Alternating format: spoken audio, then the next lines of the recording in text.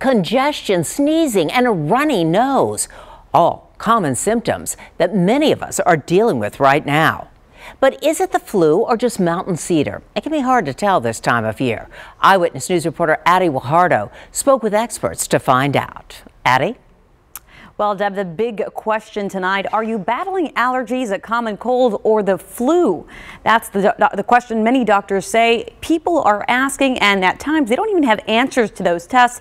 But we gathered some tips to help you find some relief. The symptoms are clear, but the diagnosis can vary. All right, and the other side.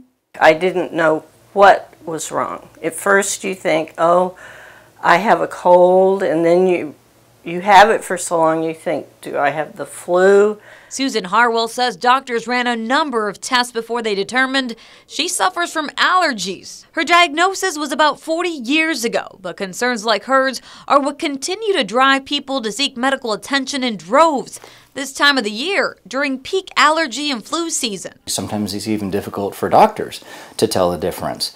Allergy specialist Dr. Daniel Ramirez says it's mountain cedar season. I'm introducing the allergen, also known as cedar fever.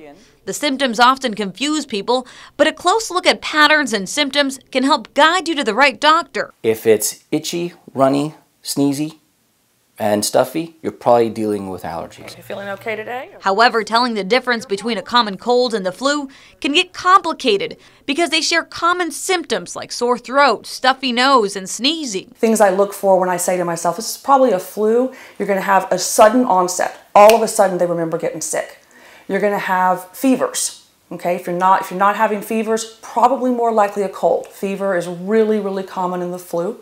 And you're also going to have chills, body aches and chills, whereas less so with a cold. Harwell's allergies are now under control, and she's got some advice for people seeking relief. If the first medication you try doesn't work, then have a plan with your doctor about what medications to try next.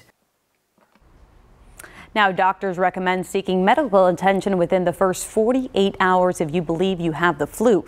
Now, if you haven't gotten your flu shot yet, Metro Health told me today they are offering free flu shots to anyone 6 months or older.